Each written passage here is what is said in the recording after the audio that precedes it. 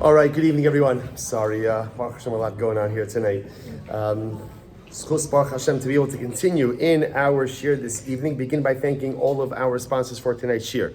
To thank our annual Talmud Torah sponsor, the Tilsim Mishpacha of Eretz Yisrael, for dedicating all of the shiurim and drashos this year as a schus for Besoros Tavos Am Yisrael. Our Talmud Torah sponsors for the month of Kislev, Josh and Becca Friedman, in creation of the art of Josh's father, Yisrael Yehuda, Ben Rav Chaim Rafal Zichron Levracha, Sammy and Malka Esters in the memory of their parents, Yitzchok Leib Ben Aaron HaKohen, Sarah Rachel Bas Baruch Avram, and Hinda Bas Hanech Ephraim, in the memory of their dear friend, Naftali Yona, Ben Beatrice Mirmi, and Daniel Yigal. And our shir for tonight, dedicated by the Lerner family, in creation of the yahrzeit of Chani's father, Chaim Shlomo Ben David Schneer. We hope that in the merit of our Talmud Torah, all of the neshamas will have an aliyah. The families in Nechama, all of those who need a refuah should have one together with Kol Chol Yisrael. Kodesh Baruch Hu should Emir Hashem bring home our hostages b'shalom and b'karov, and our holy soldiers should be successful b'chol ma'aseh yedeihem. With that, let us begin. So I want to focus on what I think is an incredibly dramatic episode in the parasha. If you take a look at source number one. So remember again, Parashas Vayeshev, the stories in these parashios, they pick up at such a dramatic pace. So right, again, just 2 weeks ago, Yakov and Esav were born, and again had their brotherly struggles. And now again, in this week's parasha, Yakov is back in Eretz Canaan, settled, 12 sons, and then of course the strife between the brothers begin. So if you take a look at source number one, Vayikhu es ketonas Yosef, Vayishchatu sirizim, Vayitplu es akutanas badam. So if you remember again, a little bit of background, Yosef and his brothers do not get along. And of course, that's putting it mildly. There is a tremendous amount of brotherly animosity. Now, the root of that animosity, and it's even more than just animosity, it's hatred. It's hatred. The Torah uses the lashon of Vayisnu'u oso. The brothers literally hated Yosef HaTzadik. Now, the source of that animosity, whether it was warranted, that's not our topic for tonight. The point is, brothers stand ready to go ahead and kill Yosef. Instead of killing him, they go ahead and they sell him into servitude. They, of course, can't come back and tell Yakov what they did. So instead, they go ahead and they concoct a story. They take the coat of Yosef, they soak it in blood, they bring it to Yakov. They don't overtly lie to Yakov, but rather, again, they allow Yakov to construct his own narrative, and they don't go ahead and contradict it. So Yakov sees the blood-stained coat of his son, and he says, "This is the coat of Yosef. Chaya ra achasu, a wild animal must have consumed him."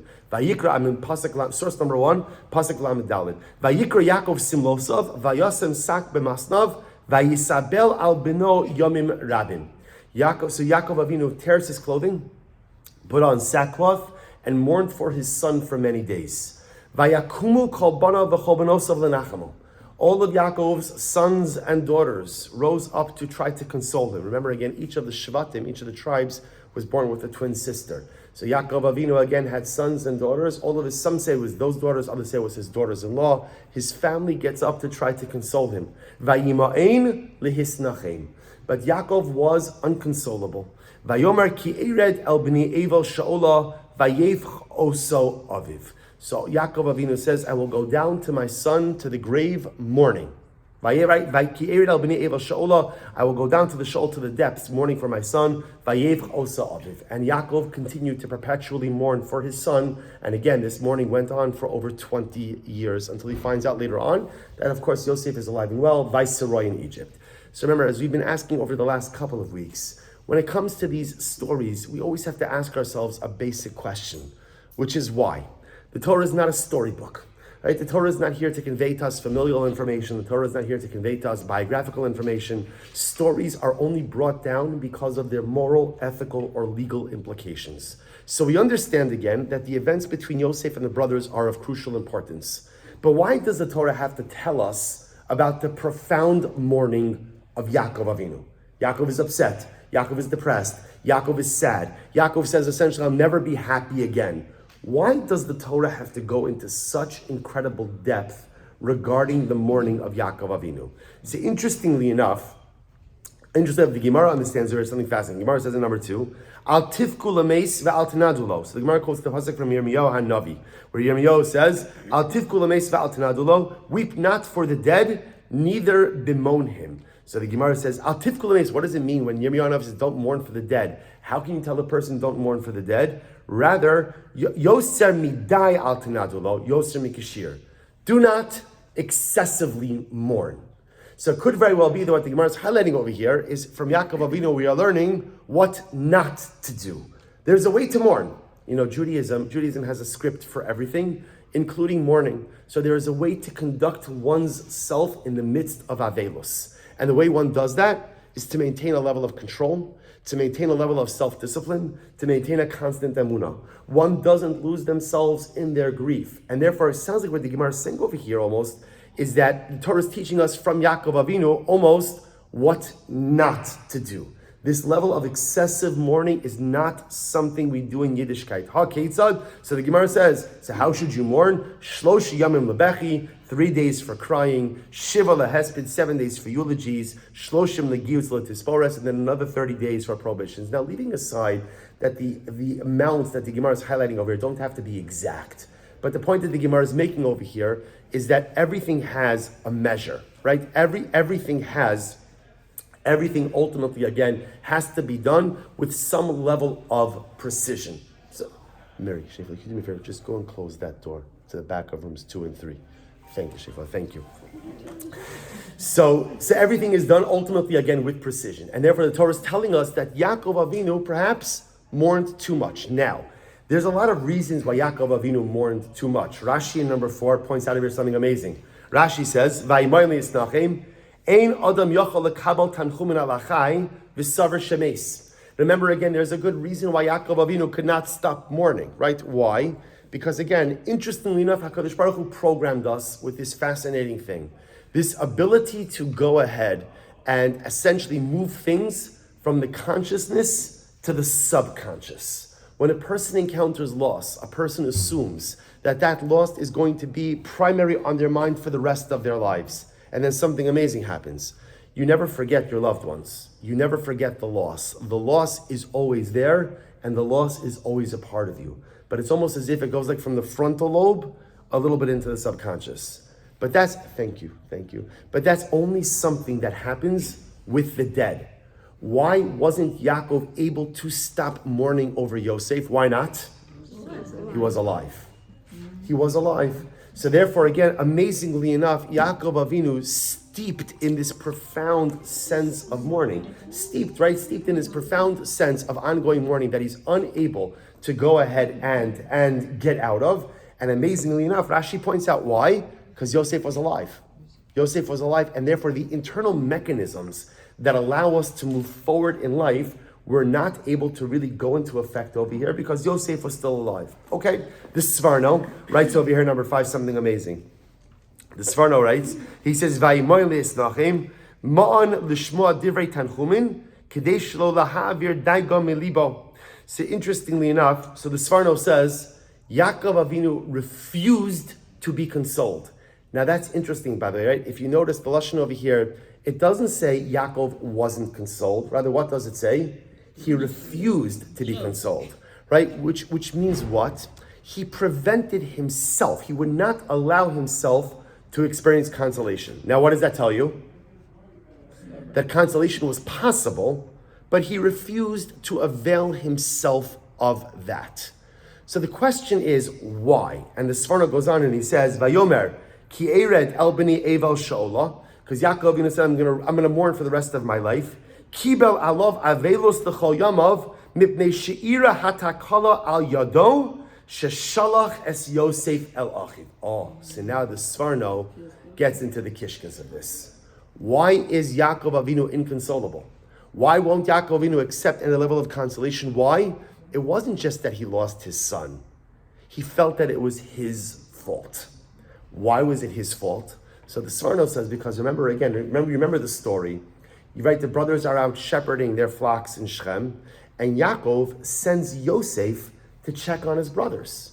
So Yaakov Avinu sends Yosef out into the middle of nowhere. Now, one of the interesting things, this is not a topic for tonight, one of the interesting things to consider in general is, did Yaakov Avinu ever know what happened to Yosef? Right? Because if you notice again, we know I don't want to ruin the end of the story, right? But Yosef is alive and well, he's successful, right? He's Viceroy, as you said before, and they're reunited.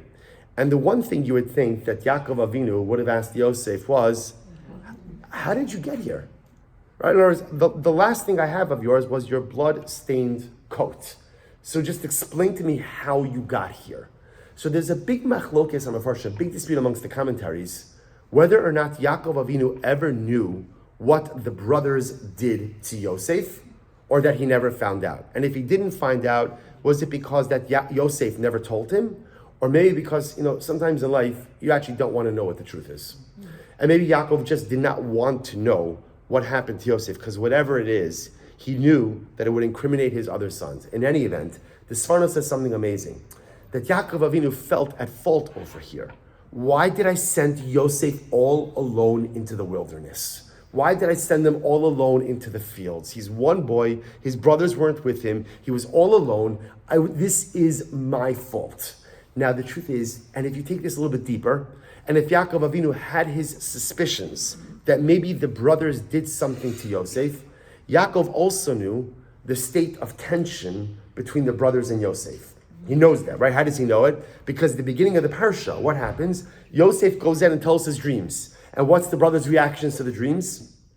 They despise him. In fact, they really despised him even before the dreams. And they despised him ultimately because Yaakov played favorites. Yaakov favored Yosef over everyone.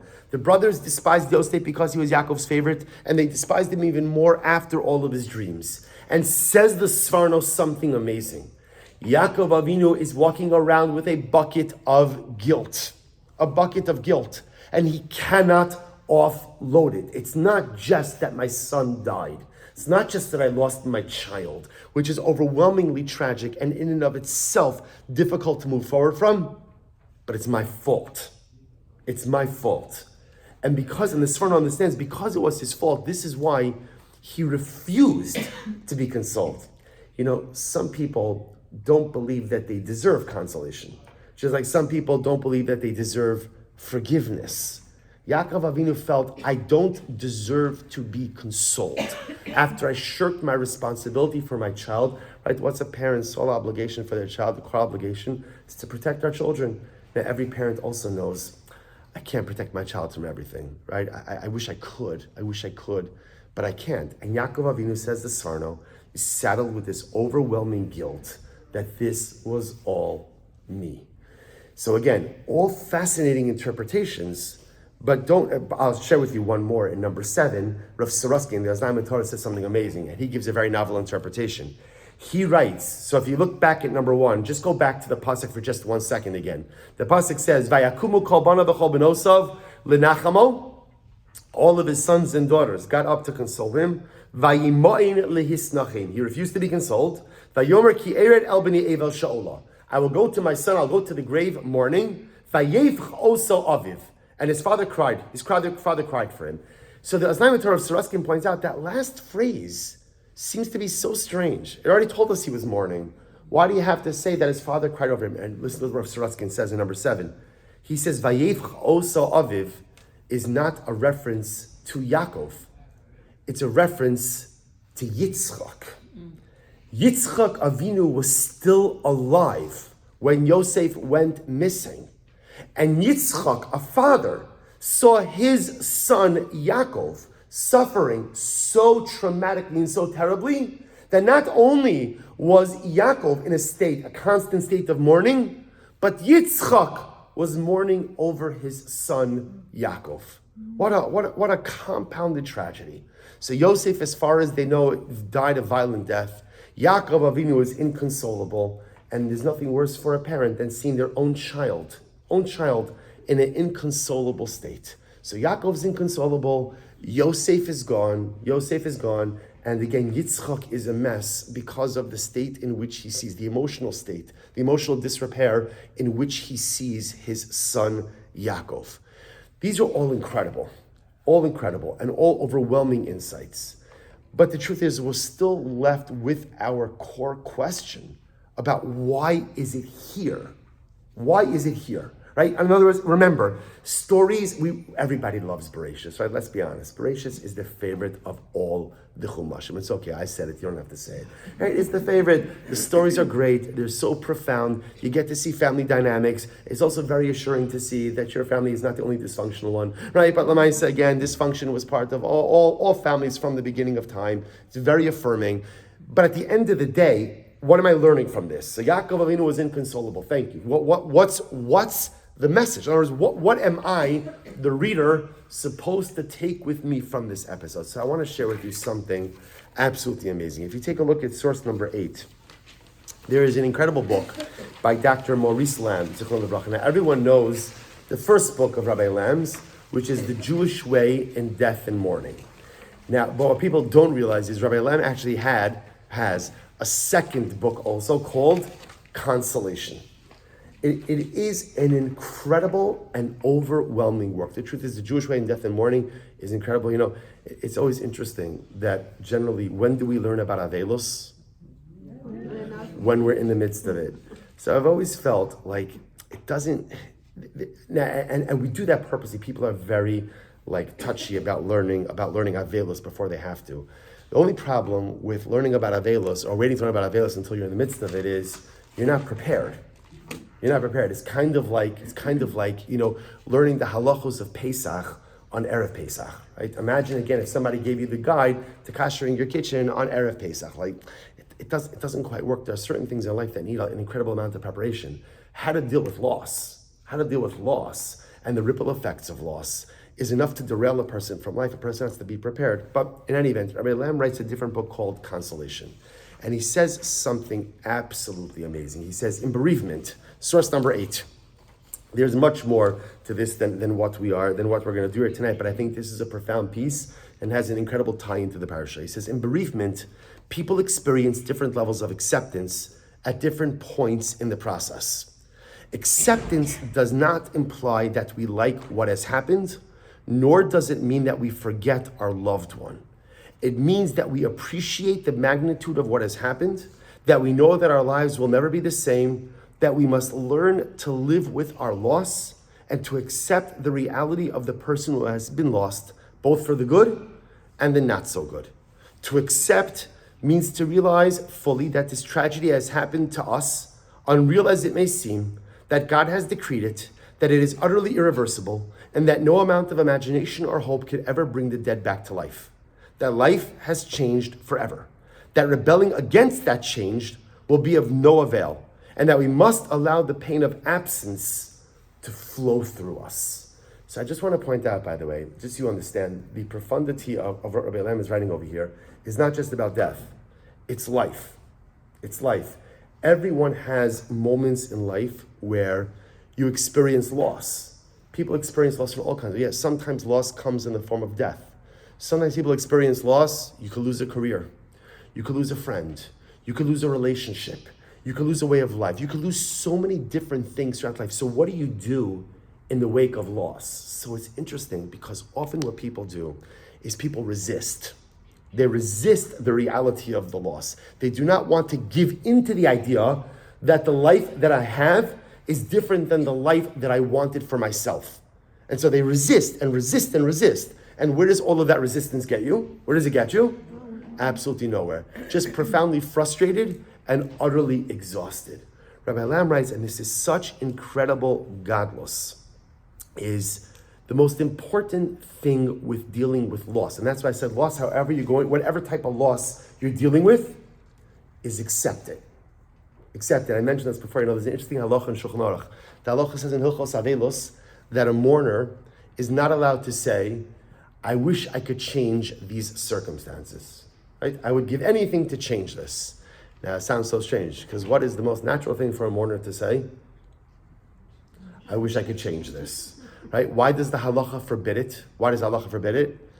Because it's an exercise in futility. You can't change it. You can't change it. So why are you using your time and why are you using your energy in a futile fashion? What halacha says is, accept it, lean into it, recognize that, this is the new reality. It's not a reality I thought I would have.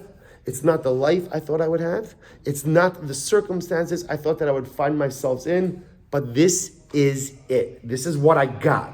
So I could fight against it. I could wag an accusatory finger heavenward or at other people saying, it's not fair, you did this, you did that, and that's true, maybe you're entitled to that, but none of that is going to change anything.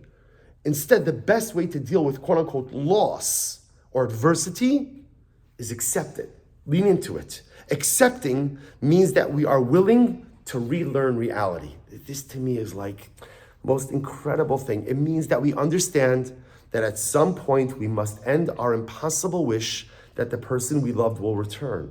It means being ready to clear psychic space in which to continue to love the deceased on a spiritual level. So again, I just want to point out here, obviously the focus is death. But I want you to broaden your understanding of this and appreciate that this doesn't just apply to death. This applies to any type of life loss that a person undergoes.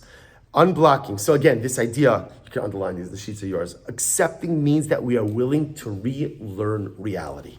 What a profound idea.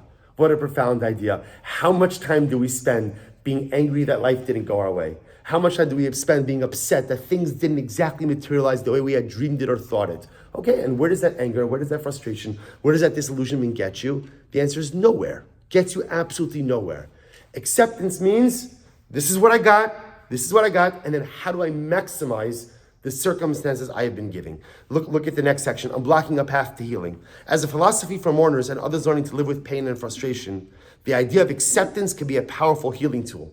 Affirming death in its full terror can be a surprising source of serenity and an antidote to months, perhaps years, of denying, ignoring, and struggling. Get ready for this. The Bible provides an early example of this dynamic. Yakov, although he rends his clothes to indicate the tear in his heart after the death of Yosef, refuses to fully accept that Joseph has died. He takes the news that his sons bring him as a news of loss, not of irretrievable death. You hear this distinction? So since he cannot bring himself to accept Joseph's death, he does not heal. Now, in the biblical narrative, this is all to the good because Yosef is in fact not dead, but alive in Egypt, as Jacob finds out later. But Jacob's lifelong unresolved grieving does demonstrate that there can be no healing without stout-hearted acceptance. If you want to heal from your trauma in life, whatever your trauma is, everybody's got trauma. So whatever your trauma is, if you want to heal from it, the first thing is lean into it and accept it. This is part of my life. This is part of who I am. I can't change what has occurred. When I accept, I'm willing to relearn a brand new reality. Yaakov Avinu refuses to accept. And because he refuses to accept, he is unable to relearn a new reality and understand what that means. Yaakov Avinu. This is Yaakov Avinu. What did Yaakov Avinu accomplish during the 22 years that Yosef was missing? What did he accomplish? Nothing. Almost 2.5 decades of life wasted. Sitting Shiva for 22 years. Right? Why? Because he would not accept. And when you don't accept, you can't relearn. And if you can't relearn, you're simply stuck in place. Accepting, the third page, accepting the unchangeable does not require resignation or refusal to use our talents and abilities to live life to its fullest. So this is incredibly important because sometimes when we hear this word acceptance, we and this is incredible, we kind of use acceptance and resignation interchangeably, right? Acceptance just means I accept where I am, I accept what this is, and now I can maximize. Resignation means almost like an admission of defeat. I'm defeated. Life didn't go my way. I resign myself to the fact that life didn't go my way. I yield. I give in. Acceptance just says, I accept. Life has not gone my way. These are my new realities, and I'm accepting of my new reality, and I'm going to relearn how to maximize. Resignation is getting up. Acceptance is a pivot. Goes on. Rather, it can liberate us from crippling and counterproductive emotions, such as anxiety, fear, guilt, and remorse. This is the test. Here it is. It's incredible. So how do you know what's acceptance versus resignation? So he says, we need to ask ourselves, is there anything I can do about this problem today? If there is, I will do it. If there isn't, I will accept the predicament and not dissipate my soul and my stamina in senseless struggle. Out of such acceptance comes true serenity. What an again, like I said, this you could apply this to everything in life, not just death. Here's the test. Can you do something about it? If you can do something about it, great. Roll your sleeves up and do something about it. If you can't do anything about the circumstance, acceptance, relearn your new reality, pivot, and maximize the circumstances you have. Robert Frost said it eloquently in 7 words. The best way out is always through. It's great. Acceptance means bowing to the inevitable, accepting life as is and not as if. We slowly come to recognize that the only aspects of life that we can control at will are not life or death, our own or others, but rather our attitudes and perspectives on what befalls us or bereaves us and how we choose to react to them. We simply cannot blow the shadows away. We cannot renegotiate the past, only commemorate it and put it into service as the prelude it was meant to be. Getting through is the only way to get to the highest level of grief resolution, which is transcending grief, a different time. But that cannot happen unless our grief has been processed rather than skipped over. To accept is not to succumb. It is to survive with the past intact. It is not what we have lost, but what we have left that fashions a future. The great Harvard philosopher William James summarized the truth of all misfortune. Be willing to have it so. Acceptance of what has happened is the first step of overcoming the consequences of any misfortune. Don't fight if you can't beat it, accept it. Incredible. And now when we take this, we understand exactly what the Torah is trying to teach us. You know, there are 2 different ways Torah teaches us things. Sometimes the Ribbon Shalom teaches us lessons from our great Avos and Imos based on what they did, and sometimes it's based on what they didn't do. And we see many different examples of this, right? The Torah tells us the whole story of Sarah and Hagar. We quoted the Ramban, right? The Ramban explains that Sarah Imenu mistreated Hagar. And because Sarah Imenu mistreated Hagar, to this very day, there's animosity between the children of Hagar, the Ishmaelim, and us, the children of Sarah Imenu. Sometimes the Torah teaches us positive lessons from the actions of the Avos and Imos, and sometimes what not to do. The Torah goes into such incredible depth regarding the grief of Yakov Avinu, because the Torah is coming to teach us a profound lesson. Don't do what Yakov did. Yakov refused to accept. Now again, so you understand, Yakov, to a certain degree, it's not fair, right? Why isn't it fair? Yaakov wasn't able to accept, right? Why wasn't he able to accept? Because Yosef was alive, right? So Yaakov Avinu, again, I want to point out, the Torah, this is not like a culpability issue. Because that's why Rashi goes out of his way to say, how could it be that someone like a Yaakov Avinu wouldn't be able to accept his new circumstances? So Rashi explains it's almost as if he couldn't, right? The circumstances did not allow for that acceptance. But at the same time, the Torah is teaching us, the Torah is showing us what happens when you don't accept your new reality. What happens when life gives you circumstances that you did not want, creates a life for you that you thought you would never have, a reality that you never imagined for yourself? What do you do now?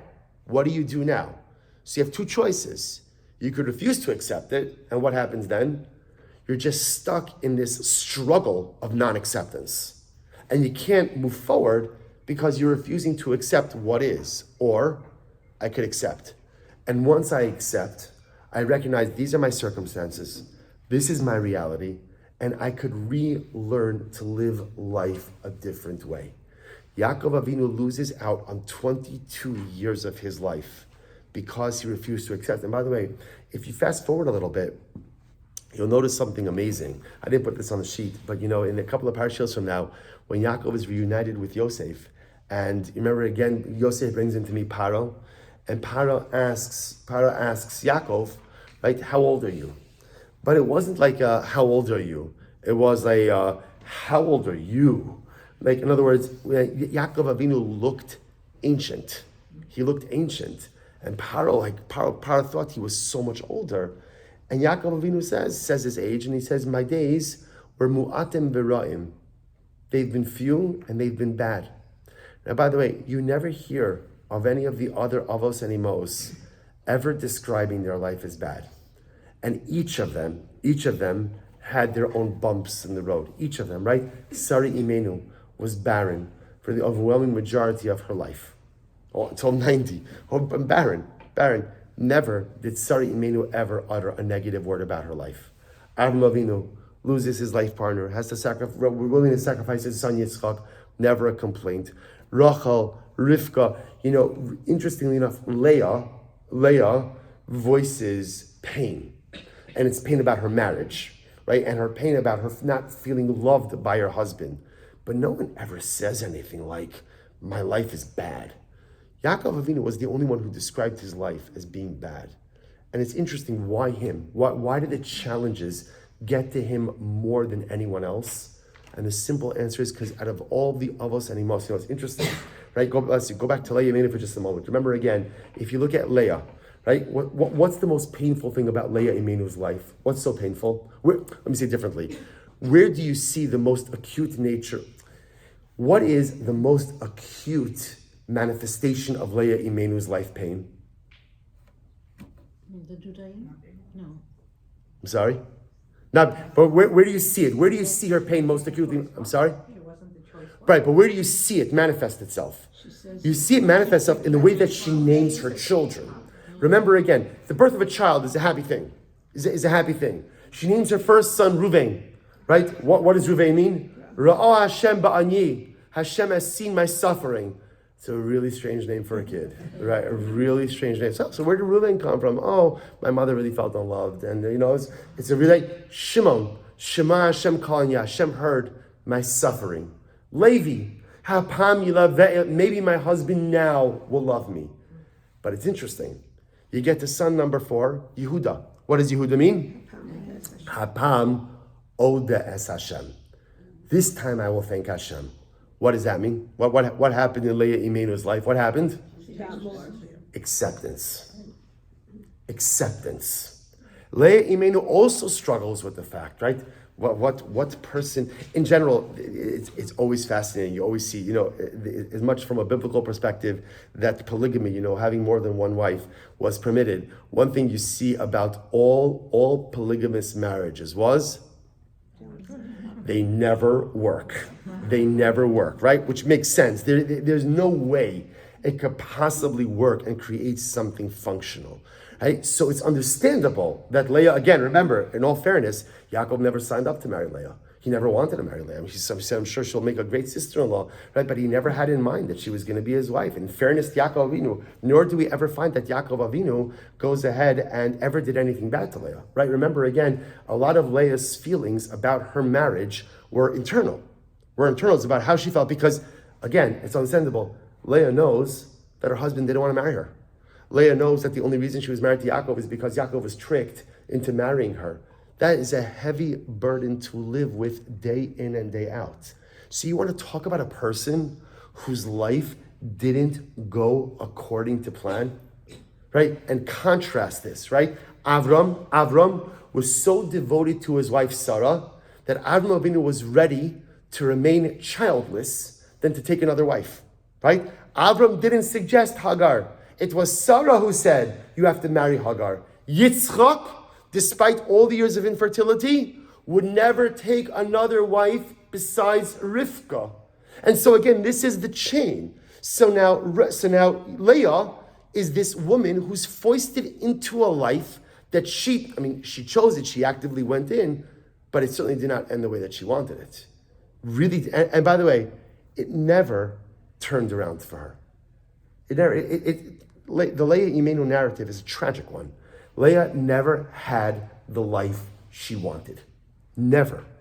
But the greatness of Leah, and by the way, the greatness of Leah is that son number 4, Yehuda. Yehuda becomes Hapamod, I'm going to accept. I'm going to stop being so upset and so negative and so jaded about how life did not go my way. And I'm just going to accept this is what it is. Yaakov's a great guy. He's never going to love me as much as Rachel. That's the way that it is. Not because he's bad. It's just because he never wanted to marry me. So I'm not going to have that in my life. I'm going to accept that. And now with that acceptance comes new reality. And you want to know something even more amazing? Who comes from Yehuda? So David HaMelech. And who comes from David HaMelech? Mashiach. Mashiach comes from acceptance. Redemption and salvation in life come from when you are willing to accept your circumstances and relearn how to live life in a new way. The Torah goes out of its way to teach us a story about Yakov Avinu, because this is one of these episodes. Torah is going into great depth and telling us, don't do this. Don't do this. Because at the end of the day, when Yakov Avinu comes to Paro, and Paro says, what's going on with you? And Yakov says, my life's been terrible. Really, Yakov, your life has been terrible? I don't know. I mean, not an easy life, but all in all, Baruch Hashem, Yakov Avinu has something that his father and his grandfather didn't have, which was all of his sons perpetuated his legacy. Avram had a Yishmael who went off. Yitzchak had an Esav who went off. Yaakov Avinu was the first to have 12 sons who were solid, who were committed. That's pretty good. That's pretty good. You did have a loving marriage with Rachel. Granted, it ended very early, right? You have your life is terrible. But from Yaakov Avinu, now in retrospect, realizing there are 22 years of wasted time. There's 22 years of just Shiva. There's 22 years where I refused to accept and lost out on so much. And when you look back retrospectively and realize all the time that you've lost because I've been unwilling to accept the new realities in life, that hurts and it's irreversible. You can't change it. So the Torah Kedosha goes into such incredible detail to teach us this incredible lesson, that when life doesn't go our way, when we suffer that loss, whatever that loss may be, the best thing we could do is accept, and with acceptance comes the ability to relearn how to live a beautiful and incredible but different life. Refusing to accept keeps us mired in our current painful circumstances. Ability to accept transforms us from a Yakov into a Leah Imenu. And just like Leah's Yehuda becomes the source for all future salvation, our ability to accept new circumstances, pivot, and relearn how to live life gives us the possibility of personal salvation as well. All right, we'll stop over here for tonight. Next week in Meretz Hashem is our pre-Chanukah shir, right? When is Chanukah? Hanukkah's Wednesday. Hanukkah's Wednesday. Good. Wednesday night, good. So next Tuesday night, the Meretz Hashem will be our pre-Chanukah shir, Meretz Hashem. Sure, everyone.